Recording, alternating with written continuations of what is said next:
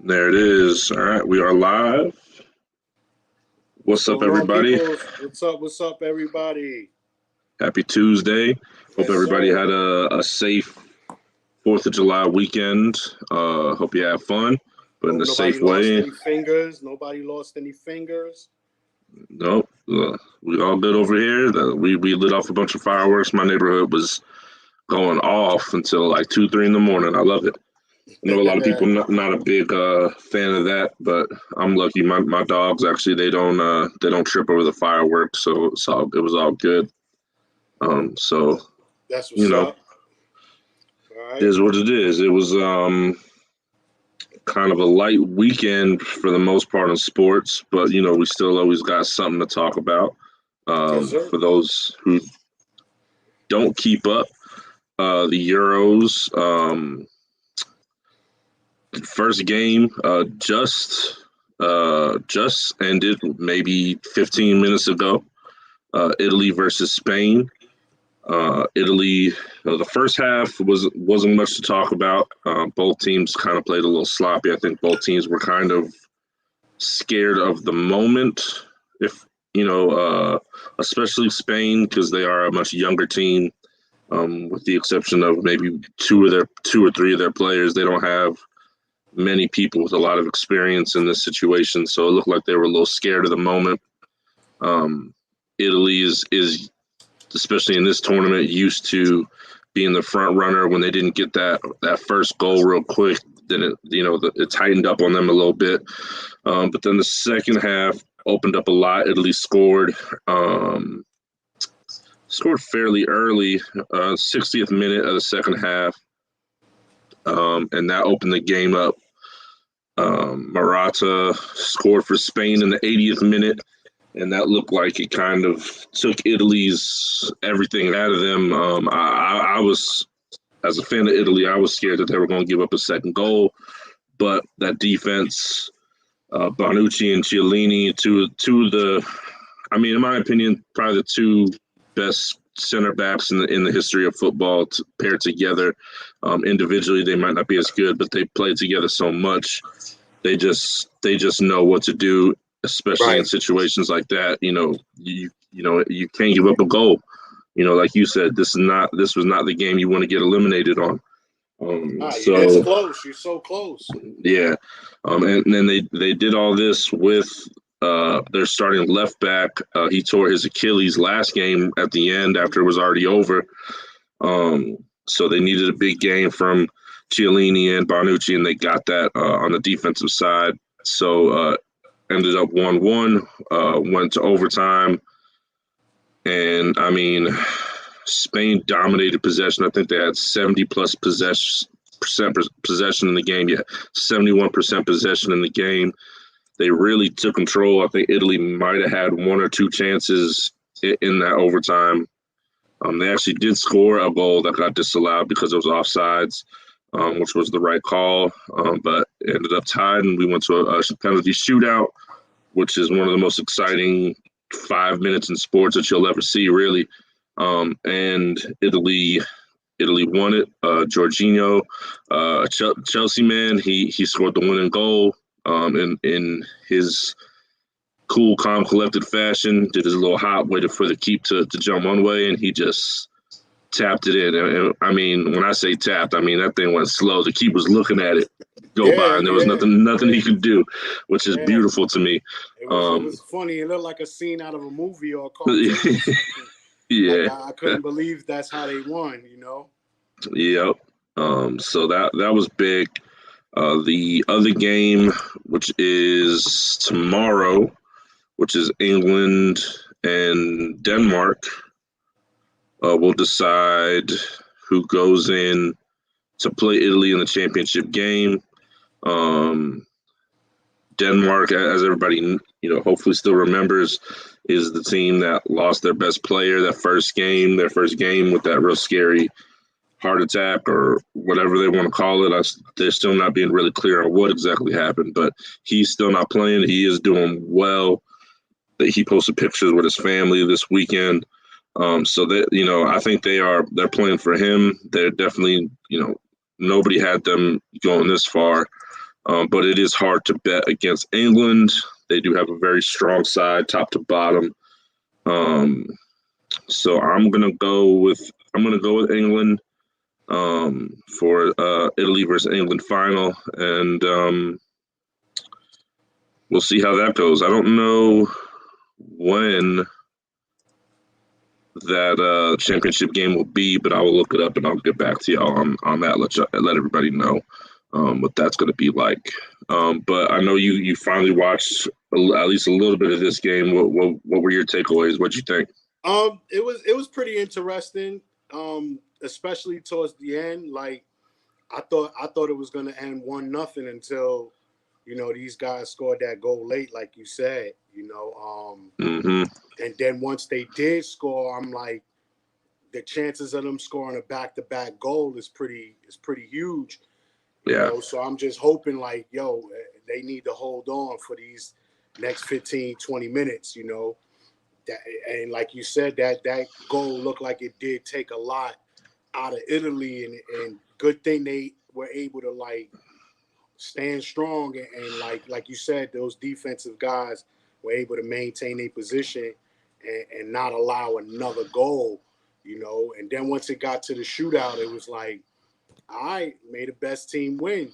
And then like I said, that winning kick is like the equivalent of an NBA player bouncing a 3-pointer and it's going in, like the ultimate showmanship. Like instead of me shooting it, I bounce it on the floor and it goes in and it's the game winning bucket. Like, so it was pretty funny, but it was pretty cool to see them win that way, So it was an interesting game, and I'm pretty sure the final is going to be even more intense. Yeah, I think so. I think regardless of which team makes it on, whether it's England or Denmark, you're going to have a good storyline. And it's two teams, especially England. I mean, they produce some of the best soccer players in the world, but for some reason can never quite put it together for these World Cups and these Euros. So this will, either way, it'll be a good storyline and a good game in general. So, and I did look it up. That championship game will be this Sunday at 3:00. So, everything will be wrapped up by Sunday. We'll have a champion, and we'll find out again tomorrow who will be in that game against Italy. Who will face Italy? Who you think is gonna win tomorrow's game? Like I said, I think I'm going England. Denmark has definitely overachieved. They're playing, it's clear that they're playing with, passion. They definitely are playing for their man, for their fallen soldier. I think had that not happened, this might not be where this team ended up. So everything happens for a reason. They do have a world-class keep. Schmeichel, he's a really good keeper. Christensen is another Chelsea guy. He's a really good defender. He can lapse mentally sometimes, but overall he's a really good defender. There was just a lot of other teams that people had above them, but I think because they're playing for their man, they're playing hard. But I think England pulls it out. England's got a world-class player at every position plus the bench. I mean, it's crazy how much talent that this team has. So we'll see. It'll be a good game either way, but I'm taking England. But I wouldn't be mad if Denmark pulls it out, honestly. I wouldn't be mad at it. I'm not going to say I'm rooting for or against either team. I'm just picking England to win because I think they have the stronger side overall. Okay, all right. And I will get to the final, but yeah, we'll talk about the finals Thursday. Yeah, we'll talk about that Thursday. We'll talk about that Thursday. But I'm going to roll with the underdogs. I like the underdogs. I'm always an underdog type of guy, so I'm gonna roll with Denmark. Um, I think they're playing with house money. They really ain't Yeah, got nothing to lose, and I think the pressure is gonna be on England. And sometimes when you're dealing with that pressure, it backfires on you. So, that's true. yeah, I'm a roll. I'm a roll with Denmark. I see another close game, maybe 1-0, or maybe another shootout like today. I don't see Denmark running away with it like a blowout or whatever. Mm-mm. So I'm a roll with Denmark. Both keepers on both sides are way too good to let it be a Right, right, blowout. right. So I'm a roll with Denmark. I'm hoping they keep this Cinderella story alive, and like you said, they're playing for their fallen soldier, and usually that's all you need. You Yeah, need that motivation. yep. And as we always do when Vic's not here, we forgot to mention that this is Shoot Your Shot Podcast, episode 15. And as I said, Vic is not here. He took the day off to be with his family, or he's meeting with some agents and not telling us one way or the other. I think it's that Yeah, he always uses family when it's time to talk to agents. But when don't it's time to worry, talk, yeah. don't When it's time worry. to talk that money, we not getting. He MIA. Yeah. It's all good though. He learned from the book of Joe Button. Well, I think we're already a little more entertaining than Maul and Rory, so I think we're all right. Yeah, I second that. I watched their podcast not too long ago, and it's a little dry. And then another big issue is Rory tends to cut Mal off a lot. He don't let him speak, and especially ask him questions. Like if I ask you a question, I'm gonna let you get your answer out before I continue, and he just doesn't do that. He asks him a question, and as soon as Mal start talking, he get about 2-3 words into his answer, he gets cut off. So it's And kind of that's what weird. happens. That's what happens when you have two dudes who think they're an A but are really like a C. That's what Right, happens when you right, put those right. two dudes And I in the spotlight. and I think that's the issue. They don't know, who's the front runner, and I think because it's Rory and Mal, that's the name of the podcast. I think Rory feels, he's the number one guy when it's like, nah, I think the best bet is for y'all to feed off each other. It's kind of like if this was the NBA, you would have kind of like a Drew Holiday Middleton type of thing, where neither one of them is a one. But so Mm-hmm. it's like, yo, we need to feed off of whatever's working. If you cooking today, then I'll feed off you. If I'm cooking today, then you feed off me. So I think they just need to get they sign straight as to who runs what and who's number one and who's going to take the lead and blah blah blah stuff like that. So Well, here's my hot take for today. I don't see their podcast lasting a year. I mean, I don't want to wish bad on none of them. I hope the success continues, but I'm pretty sure if they don't come up with interesting takes and topics, then I'm pretty sure it will decline. So that's what they need to do. And they also need to leave it alone. Like it's over. It's Mm-hmm. over. It's been over for about 2 months now.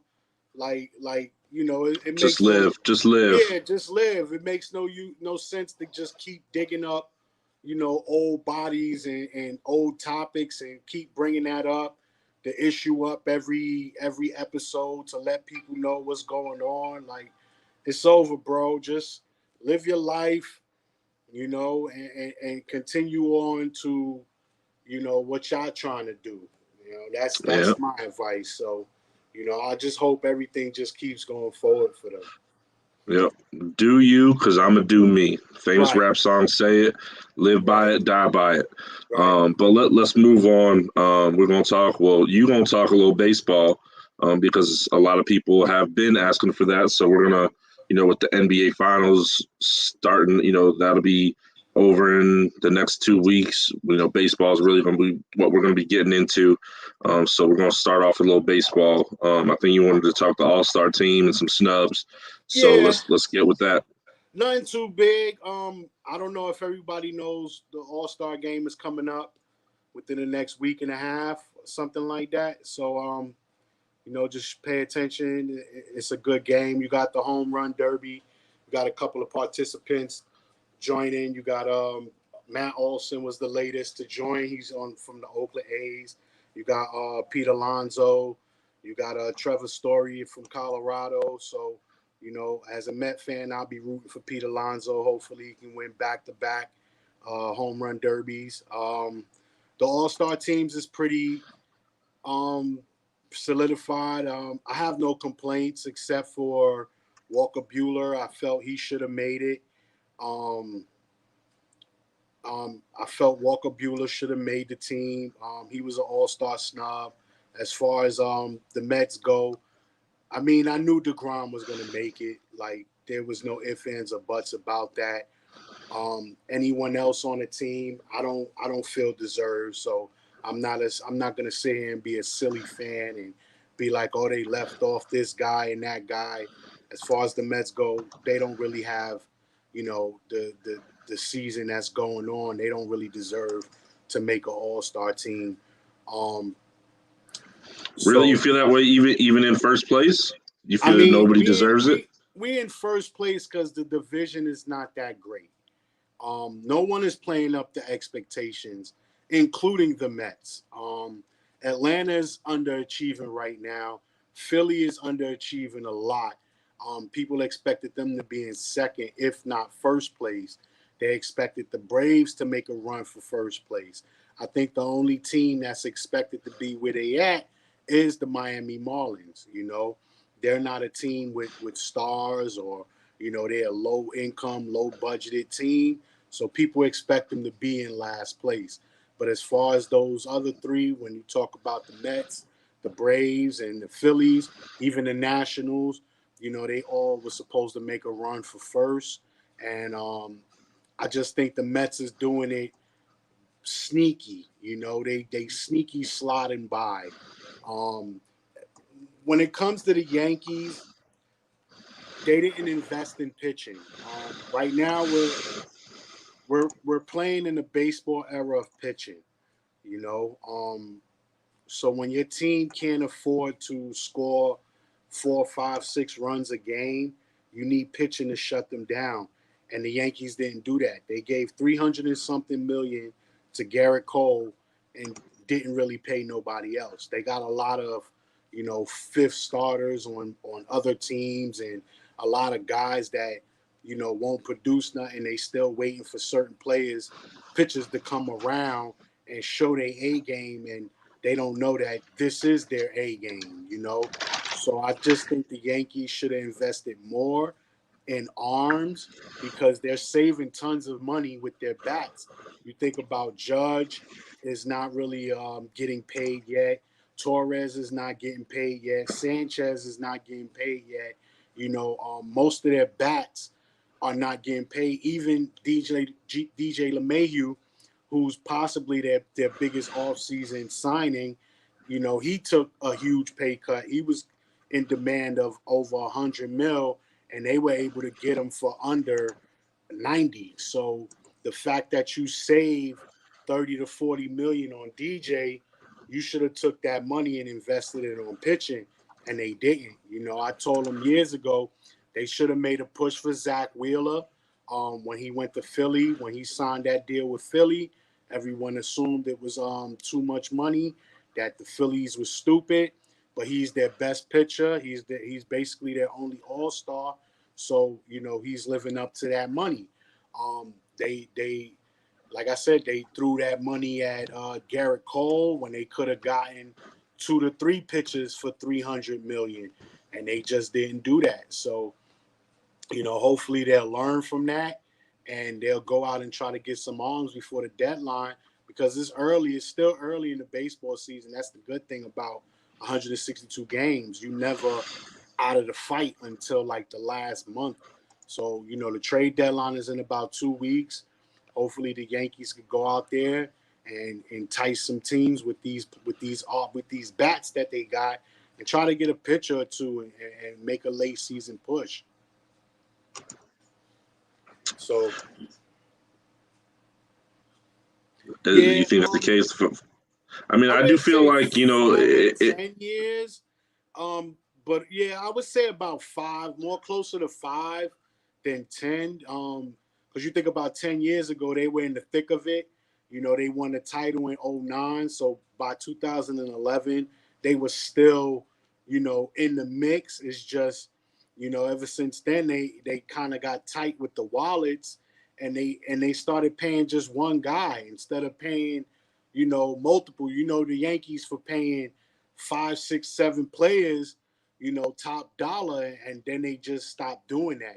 They decided to pay one guy, maybe two guys, and try to keep everyone else under market, and that hasn't been effective for them.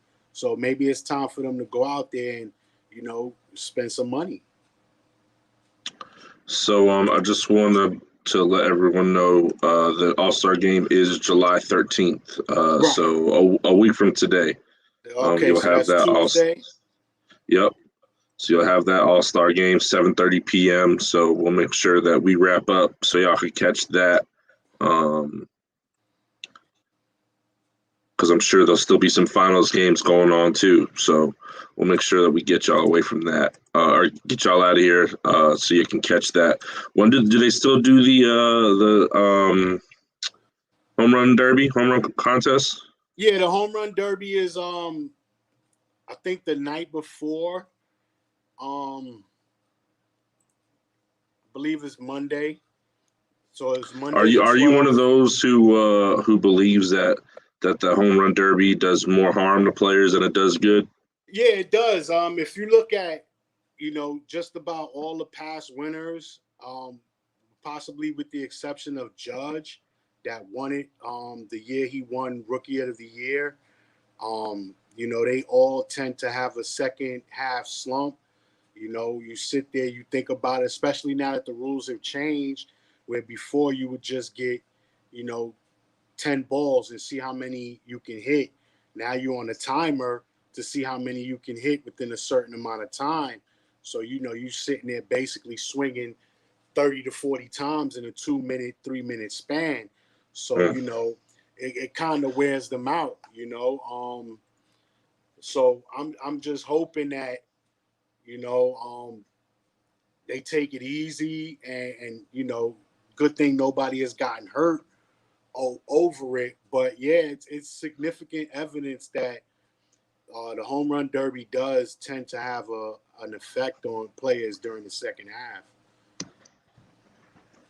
I mean, do you have a theory as to why that is? Like, I mean, the excessive swinging. You're not basically like, I could see if the fences was pushed in, and you trying to hit a 200, 300 foot home run. Like, now you basically hitting real home runs.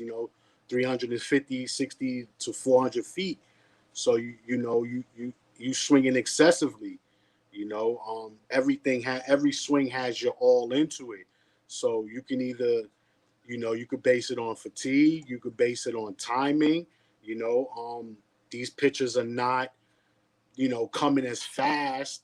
So, your timing, it throws your timing off from a guy lobbing you a 60-mile-per-hour, pitch, 50-mile-per-hour pitch for you to hit a home run, as opposed to some pitcher throwing 95, almost 100. Now your timing is all off. You done swing 50, 60 times at 60 miles per hour. Now you're trying to get your timing back to hit a ball that's coming at you 100. So, it has an effect on you. People think baseball is easy, but it's not. You have less than a second to make a decision, not even a swing, just to make every decision. You have less than a second. If you're gonna swing, you pretty much predicting where the ball is gonna be. You don't know exactly where that ball is gonna be when you swing at it. So when you're doing the home run derby, you know what this guy is going to throw you. He's going to throw you a 50-mile-per-hour right down the plate. He's not trying to strike you out. He's there to let you hit home runs. So, when you do that 40, 50, 60 times, and then, you take 2 days off and then you come back. Now you live, you throwing 95, 100. It's going to take me, a week or two to finally get into some sort of groove. And by then, your batting average done dropped, 15, 20, 30 points. You in a slump. You 0 for your last 40, 1 for your last 42, something like that. And you just can't get it going. Okay, so it looks like they have announced you got Matt Olson from Right? Oakland. Mm-hmm. You got Shohei Ohtani, Perez from the the Royals. Salvador. You got Trevor Story. Your boy from the Mets, who apparently Pete won last Alonso. year, He won last year. And then you and got Trevor Story, Trevor Story is from Colorado, and you Trey got Trey Mancini. Mancini from Baltimore. So who you got winning? I mean, I'm a go with house money. I gotta go with my boy Pete. I'm not gonna root against him. I mean, he's in it. He's defending his crown, so of course I gotta roll with him. I think out of the names you listed, one name should not be. He should not be participating in this because he has too much to lose right now, and that's Shohei Ohtani. And that's who I wanted to ask you about, because you know me, fans, watchers. I'm not a baseball fan. I'm trying to get into it. I am, I promise. And I'm looking at this dude, and I'm like, when I was picking a team, why didn't you mention this dude? Because this looks like the baddest motherfucker on the planet right now. This dude is 6'4", 210 pounds. He's a pitcher and a designated hitter, and is, if I'm not mistaken, leading the league in home runs. Yeah, he leads the league in home runs, and right now half of his first name is what he is. He's a show, and everybody knows who he is. But Well, apparently his nickname is Showtime. Right, unlike basketball, one player cannot change a team. So although he is possibly one of the best players in the league, he's not on the best team in the league, and he's not on a real good team. And also, he's still trying to fight for the number one spot. Although he's doing what he's doing, that team still belongs to Mike Trout. In order to dethrone Mike Trout, it takes a lot more. Now, that's why I say he shouldn't be on it, because he has so much to lose. He's not just a hitter, but he's also pitching. And he's a decent pitcher.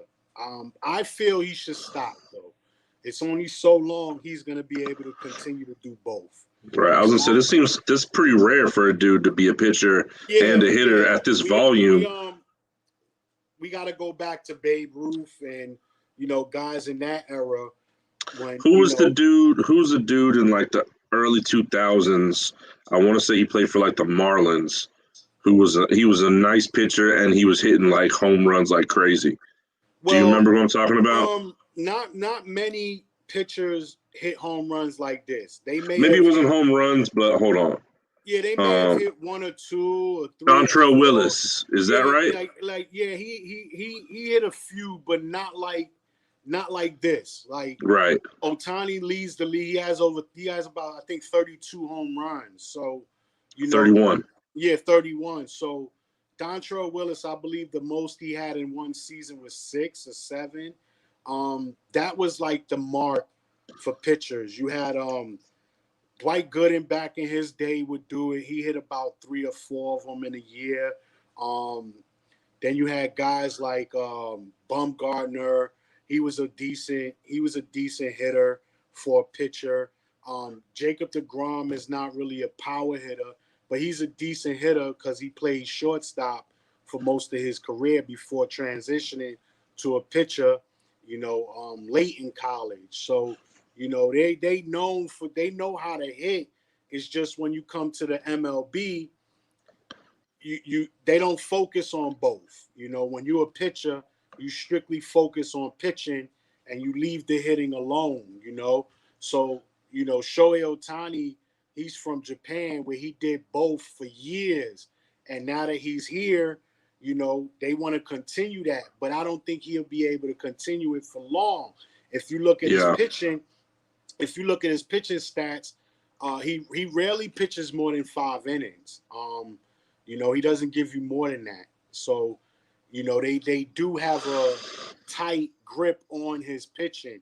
If he does go out there and pitch, it's 5 innings, 80 pitches, 90 pitches the most, and we get him up out of here because they know as time go along, he could be affected by it. And I just don't think he should have participated in this home run derby. He has the most to lose right now. Right. So just touching back on Dontrelle Willis, he hit his first year, he had 13 home runs and a 70% win-loss percentage as a pitcher. And then it seems like as his home runs went up, his win percentage went down. So he went from 13 to 20, then he had an off year, only had 11, then he had 21, and then 29. And then after that was 2007 that he left the Marlins. And since he left the Marlins, he didn't hit more than 6 in a year. But, yeah, and his win percentage is plummeted. So I see what you're saying, where you really can't do both. It might end up hurting you on both sides. No, you're looking at the wrong stats. Those are home runs he gave up. So if you go down, I'm pretty sure you're on Baseball Reference, correct? Yeah. All right, so if you scroll down, you'll see standard batting. That's his batting statistics. Oh, okay. Right. So the most he hit in a year was 3. That was back in 2006, and I believe he hit all 3 in one game, or 2 in one game, if I'm not mistaken. So gotcha. Right. So that is when he's pitching. That means the home runs he's given up. So as a rookie, he gave up 13 home runs, and then as time went along, you know, he kind of fell off the map. Like it was his mechanics, and people talked about that from day one. If they said if he didn't change his mechanics, he won't last long, and that's definitely what happened. And also, what happened is he went from a National League team to an American League team, and that affects pitching because the pitching is different. American League hitters tend to have a wider strike zone, and they tend to connect with the ball more. And due to the fact that they have a DH, you don't have the opposing pitcher to help you get out of an inning. If it's 2 outs and the pitcher's batting, the chances of me striking him out is pretty high. But when I'm pitching to a DH or another position player, now it's not that hard. I mean, easy to get out this inning. So the National League is definitely a pitcher's league, and it's easier, you know. So once he went to Detroit, that's when he started to really plummet, you know. Oh, you know that's the thing. You know, it's just like shooters. You know, if you have messed up mechanics and you're not willing to fix it, you're not going to last in the NBA. Look at Markelle Fultz. I mean, he had one of the worst jump shots I'd ever seen, but he worked on it. Same with your boy Lonzo Ball. Terrible mechanics, but he fixed it, and you know, at this point, has become at least a decent shooter. You know, you got to come out on him now. So you know, I see how that could mess you up. So want to remind everybody once again, this is Shoot Your Shot Podcast, episode 15. Joe and Joe in the building. Vic's taking a personal day. Tonight, the NBA Finals starts 9:00, so it's a little later than usual. So if y'all got to get a pregame nap in after this or something, do what you got to do. I think this is going to be an exciting series. I think that even though you have 2 what are considered small market teams, you're going to see some of the best numbers as far as people watching because it's fresh, it's new. You know, I can't even think off the top of my head anybody on either team who got a ring. Nobody. So, you know, it's fresh, it's new. There's no LeBron James. Thank the old and the new gods. We ain't got to suffer through that again. So let's get right to it. We got the Suns. We got the Bucks. They will be where? Are they going to be in Phoenix? Yeah, I believe game 1 is in Phoenix. I think Phoenix has the home court advantage, if I'm not mistaken. I believe so. And they are saying, as of right now, still saying Giannis is questionable. So let's start with Giannis. Do you think that he should play? And if he does play, how effective do you think he will be? I mean, he's a game time decision. If he does play, I look at it like he can still do what he do. He can still go out there and get you 28, 30 points, 12 rebounds, because Phoenix going to have to make a decision on who's going to guard him. So they got to put Crowder on him. What I would do is I think he's a little too quick and long for Crowder. So what I would do if I was Phoenix is we're going to test this knee out. Like, you want to play? We're going to test this knee out, and we're going to make you do everything. You got to do your Euros. You got to do your spins. That's what I want you to do. Because if you make everything basic and simple, then that makes it easier for Giannis. With that injury that he suffered, spin moves, Euro steps, that's what's going to hurt. So I need you to do, you got to do that. If you're going to get 30, that's how you're going to get your 30. You're not going to get your 30 playing basic, slow. Like, we're going to run you. We're gonna make you put pressure. It's kind of like what Atlanta did to Embiid. Like, as you see in the beginning of the series, every first half, Embiid had a big game. He was going crazy in the first quarter, crazy in the second quarter. By the time third quarter and fourth quarter hit, he was burnt out. By the time games 6 and 7 came around, he was completely burnt out. So that's what I want you to do. I want you to go out there and work for this. And yeah, you can go have a big quarter, because I don't think Milwaukee has what it takes to stop Phoenix. So even if Phoenix is down 10, 11, 12, they're not the Atlanta Hawks where that lead is going to be good enough. Phoenix has what it takes to lock down some defense and climb their way back into a game and take over and win. So I look at it like Milwaukee will win the first quarter, maybe the first half, but then the Phoenix Suns will run away with the game in the third quarter and the fourth quarter. And it's like Jrue Holiday is going to have his hands full with Chris Paul and Devin Booker. But Phoenix needs help from the miscellaneous guys, the Bridges, the Cam Johnsons, the Cameron Payne. They need games from them, because if Jrue Holiday has Chris Paul and you let Middleton take Booker, and now that's like, I'm slowing him down. I may not be as quick as him, but I got longer arms and I got a stronger body. Then that pretty much balances it out. And now where's Phoenix getting this offensive punch from? So I just think the key is role guys, Crowder, Bridges, Cameron Payne, Cam Johnson. Those guys is gonna be what kills Milwaukee. I don't think Connaughton gonna have the defense to keep up with them. I don't think Portis is going to be able to do both. It's either one or the other. He was able to have a great offensive series against Atlanta because he was taking it easy on defense. He really didn't have to work on defense. Now these guys got to work on defense, and that's going to be the game changer for Milwaukee. Yeah, for sure. I do want to touch on for a second that game 6 versus Atlanta. Shout outs to Atlanta. They fought hard.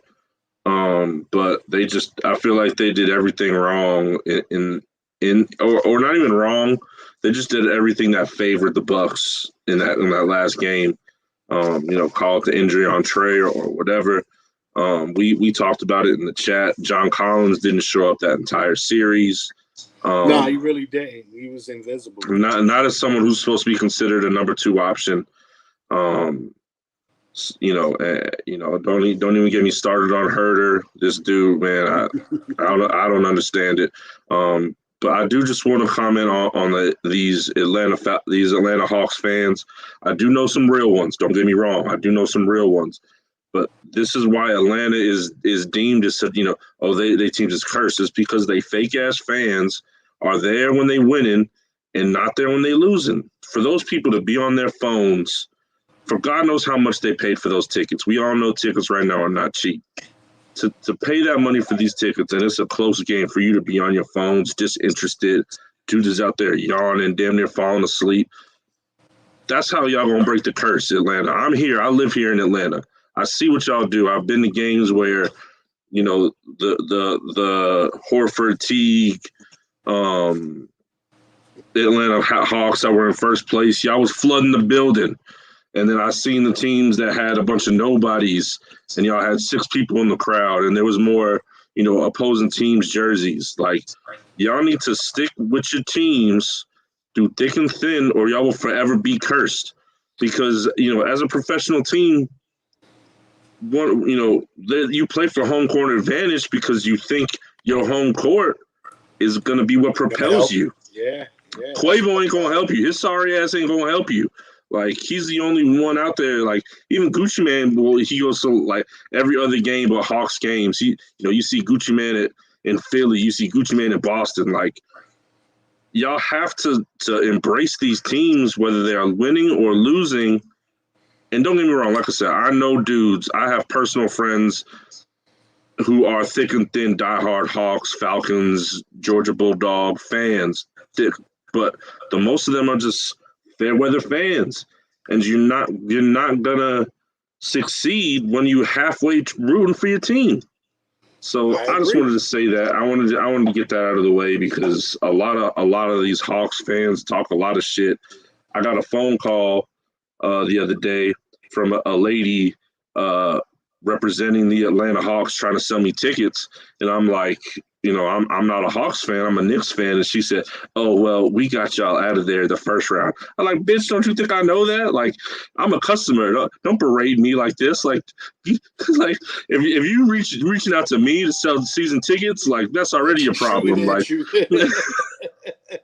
are you trying to sell me something and you shooting at me? Yeah, like, I felt like it was Vic on the phone. I was like, "What the fuck?" Like, yeah, I don't want what you selling now. Fuck out of here.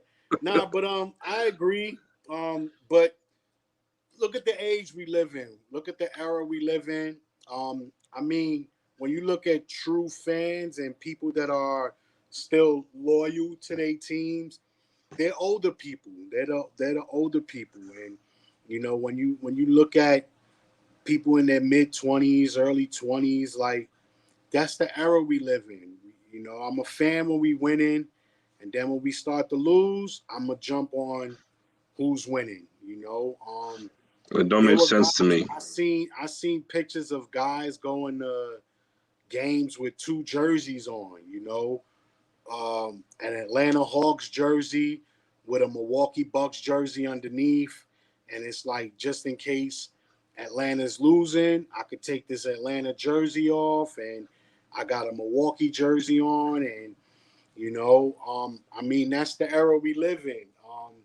You also, I know you've seen those jerseys that are like split and they put the 2 together. Yeah, that shit makes me sick, man. It makes me sick.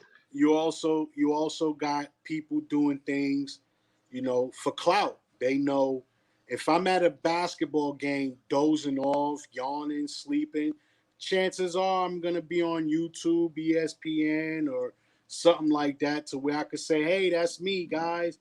Look at me." Yeah, I may be laughed at for the first 2-3 minutes, but after that, it could turn into something, depending on what angle I do it from. So it doesn't surprise me, but that's one of the reasons why the Nets left New Jersey. You know, if you look back when the Nets was in Jersey, they were in the NBA Finals against the Lakers, and they didn't have fan support. You know, you talking about your team is 4 wins away from winning the championship. Yeah, they may not have a strong chance, but anything is possible. You know, Yeah. if you're a loyal fan, you're supposed to be, in there. You know what I'm saying? So, I seen it firsthand where a lot of teams go through this, and this is why teams like Atlanta, they tend to move. After 20, 30 years in one city, they tend to move because fans are not loyal. They're not showing their loyalty to that team. So, You got people who are more loyal fans to the Seattle SuperSonics right now than are loyal to the Atlanta Hawks. Yeah, the city of Seattle would love to get an NBA team back, and I hope they get one back. I mean, I do too, but I look at it like you got 32 teams in the NBA. You don't need 33, 34, 35, 36. So if you're going to put a team in Seattle or Las Vegas or something, then somebody got to be stripped of their team. Like, because I don't want, and I said this before, I don't want losing basketball in the playoffs. Like, I already said I'm tired of seeing teams under 500 make the playoffs. Like, it's sad that you gotta do things to help these teams make the playoffs, and it's like that's terrible. So now, if you add 2 teams, what are you gonna do? You're gonna add more teams to the playoffs? Like, that's terrible. So are you a fan of get rid of East and West, and it's just top 18 teams make the playoffs? I mean, right? 16, sorry. 16 teams. I mean, at one point, I wasn't really a fan of it, but now that I'm seeing so many teams under 500 make it, and then a team or two with a winning record not make it, yeah, now I'm like, yeah, you might as well do that. Like you might as well get rid of, East and West, and especially since they started doing it with the All-Star game, like instead of East and West, we just pick what players we want, then yeah, you might as well do that, because like the East could have 4 teams, 3 teams under 500 make it, where the West is a tight schedule, is a tight thing going on, and they got 1 or 2 teams out of the playoffs with winning records because there's so many over there. Like, look, if my team played well enough to have a better record than your team, then yeah, we deserve to go to the playoffs. You shouldn't. Because some teams take advantage of that. They take advantage of knowing, hey, I'm in a weak division or a weak conference, or we got a week this and a week that, and as long as we finish here, we can make the playoffs. Like, nah, put an end to all that. I also agree with the play-in. I'm not a huge fan of it. Unless it did not give us the quality basketball games that they promised. The only way I would agree or do it is if it's a reason to do it. Like, if you got multiple teams that got the same record and they want to fight, like, yeah, then that's different. But to allow a team that shouldn't be here in the first place another chance to get into the, like, nah, get out of here. You had your chance. I could see is the difference is I could see if we played a different amount of games. If I played 80 and you played 73 and you don't have as many wins as I do because I played more games than you, then that's fine. But at the end of the day, we all play the same amount of games. We all got the same type of schedule. You had the same amount of chances as I did. You take advantage of your situation. You shouldn't be in the playoffs. Bye. Go home. That's what this is for. What we playing 82 games? You might as well just fuck the season, put every team in a hat, and just pick. Yeah, okay, you go to the playoffs. You go to the playoffs. Like, nah, man, we play 82 games for a reason. Whoever got the best records at the end of the season, those are the teams that's going to the playoffs. Yep. And it's simple. It's like simple math. Like I hate when they take something that could be so simple and make it difficult and annoying just to benefit one person. Like it's not benefiting the mass. Yeah. So So let's get back to the finals. I do agree with all your points that you have mentioned before. Phoenix, especially, I feel like not really both teams are really going to have to live and die by their benches and their secondary players. I think the most intriguing thing about this series is the two best matchups is going to be that point guard and shooting guard, because you got Chris Paul versus Drew Holiday, you got Middleton versus Booker. Giannis, whoever he match up against is going to be Giannis, whoever he match up against. But those two, that backcourt matchup is going to be the most intriguing because, if Giannis is out, that's your top two players versus the other team top two players. yeah, definitely. So, it's really all going to be which backcourt can take over, and like you said, not only take over but keep that throughout the whole game, because these are not going to be games you can win in the first half. If you up by 10 at halftime, either team, don't be comfortable with a 10-point lead. The only lead you can really be comfortable with is maybe a 30 plus, because what we've seen 26, 27-point leads get swallowed these playoffs. So, no lead really is safe right now. So you have to be ready to go. A lot of teams, especially the Bucks, I feel like sometimes they come out of the third quarter a little flat. And they can't have that, especially if they down against Phoenix, because Phoenix is not – Chris Paul is not Trae Young. You're not going to get those stupid turnovers that Trae Young does. You're not going to get those stupid-ass threes that Trae Young does from Chris Paul. You're going to get smart basketball, and those 4, 5, 6 possessions that Trae Young squanders, Chris Paul is getting assists and points out of. Yeah, definitely.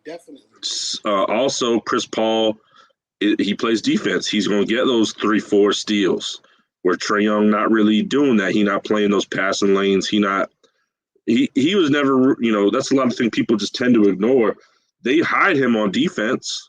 He's this great player, but he can't play no defense. They hide him on defense. Yeah. So, he's not getting those steals that create, easy opportunities that Chris Paul is going to get you. So it's going to be a different game. They cannot approach this like they played against Atlanta or any of these teams that they've played thus far, just because I think, no other team has a Chris Paul. Booker and Middleton is going to be a big matchup. I think they match up with each other well. That'll be interesting. I ultimately think they end up canceling each other out as far as is concerned. I think they're both going to get their 25 to 26. Either way, I don't think either one is going to be able to do enough to stop the other. The biggest thing is, are they going to stop themselves? But here's the thing. We know Middleton could get cold real fast. Yeah. And mentally get himself out of the game. Booker has never been in this position. We don't know how that spotlight is going to affect him. We don't know if he's going to get in his own head. He didn't play terrible, but he also didn't play, great the last series. So we don't know what we're going to get from him. So that'll be interesting as well. Giannis, if he plays, he can't just start chucking up threes because his knee hurt. If that's the case, sit your ass on the bench, because I'd rather have Bobby Portis chucking up them threes than Giannis chucking up them threes. I felt like they moved the ball better without Giannis, especially Drew Holiday. I feel like not having Giannis clogging up the middle really helped him, really helped Portis, and really helped Brook Lopez. So if he going to play, we got to get the dude that's, like you said, going to the basket. If you got to do the Euros, if you got to do the spin moves, and if you can't do it, get to the bench. Don't hurt the team just because you want to play. You'd be a better teammate sitting on the bench and cheering if you can't play at the way they need you to play. So that's going to be big for him. Test it out, see what you could do. If that knee start hurting or if you can't make those cuts, don't just start hitting. You're shooting those threes or shooting those mid-range jumpers that we all know you can't make. Yeah. But when I look at it is, I don't see Booker playing defense on Middleton. Bridges will be playing defense on Middleton. So you have one player, because Booker is going to be the player they hide on defense. He may play Drew every now and then because Drew game is a little slower. Not saying Middleton is faster, but his game is a little slower and calm. Mm-hmm. So Booker might play defense on him a little more. But Booker is going to be the guy Phoenix hides on defense because they're going to want him to waste a lot of energy on offense. And that's where Middleton is going to have to be smart at. What are you going to waste all your energy on? Are you going to waste your energy chasing Booker around? Or are you going to, waste your energy by trying to score on offense? As far as Booker goes, when it comes to being out of control and doing, I do think that is help from CP3. He has found a way to calm Booker down and not let these playoffs get a control and a hold of him. Charles Barkley said the other night, he said that's his one regret. He didn't have his guys ready for game one versus the Bulls in '93. He said that was the only game they got their butts kicked. Every other game was close. But in game one, they got their butt whipped. And it was in Phoenix. So he felt like that was a momentum booster for Chicago to go in Phoenix and win that game one. Not just win it, but win it big. So he said if he can go back and do this all over again, the one thing he would do is get his guys under some sort of control and get them ready for game one. Because he said it was just too big for them. The lights, the cameras, the media, it's a lot. The way you got to do things. So he said it was a lot and they wasn't able to handle that. And by the time game one came, they were all razzled and just couldn't deal with it. So I think CP3, although he's never been here, he's not a new guy. He's not a new jack. And he's about business. He knows, listen, this is about business, man. We here to take care of business, and we not done yet. And, we need to be focused. And I think that helps. I also think Monty, coming from where he comes from, he wasn't an NBA superstar, but he was on some championship teams. He understands what it takes to win. Right. He understands what it takes to win and knows what it takes to win. And no, we're not there yet. I think that's the difference between Phoenix and Milwaukee, whereas Milwaukee don't really have nothing like that.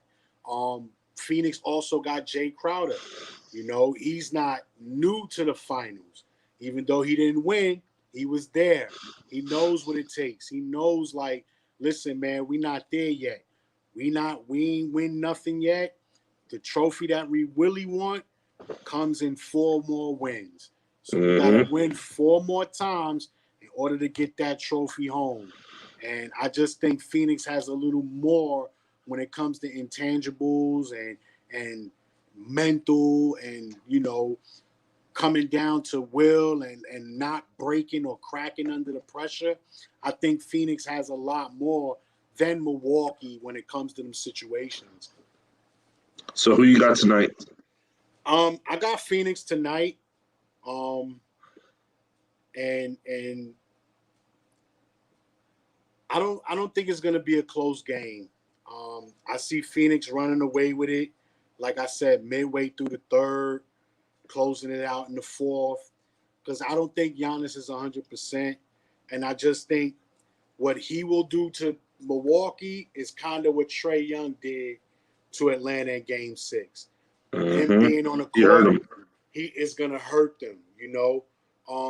Yeah, I get it. You want to try, you want to give it your all, but I look at it like when Giannis went out, Milwaukee found something. They found a lot of ball movement.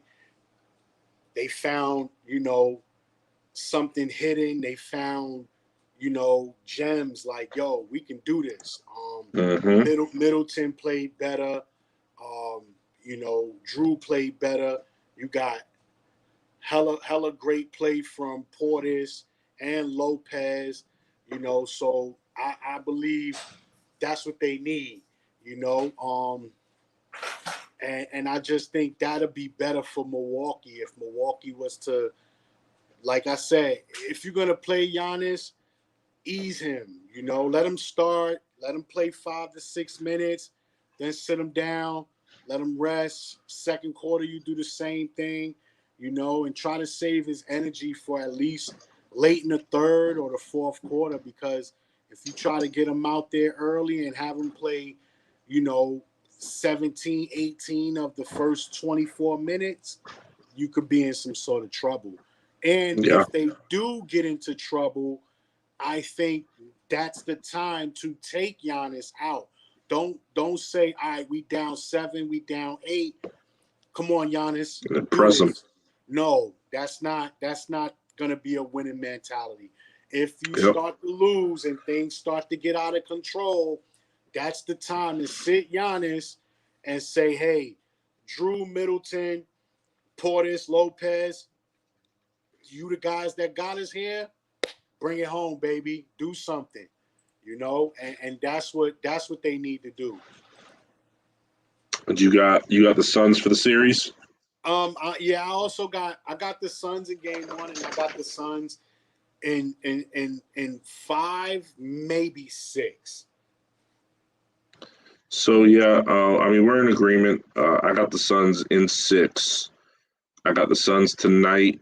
I think they've been waiting for this game. Like you said, I think Chris Paul gonna have his team ready for this game mentally. And again, they don't have anything to figure out. Milwaukee's got a lot they're gonna have to figure out tonight. You got to figure out, is Giannis healthy enough to play? Okay. If he is, okay, then how are we going to play? How's he going to play? If he's not, okay, how are we going to play without him?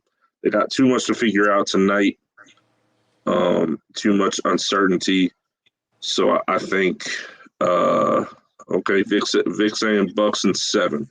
Well, I think you're the only one in this out of all of us who picking the Bucks. That just depends on that knee. If Giannis does play game 1, he is healthy. Can he go 7 games? Because we saw what happened with Embiid. The end of game 5 and game 6, he was gassed. So yeah, it all just depends on the injury. On the flip of a coin, someone in Phoenix might get hurt. You never know what could happen.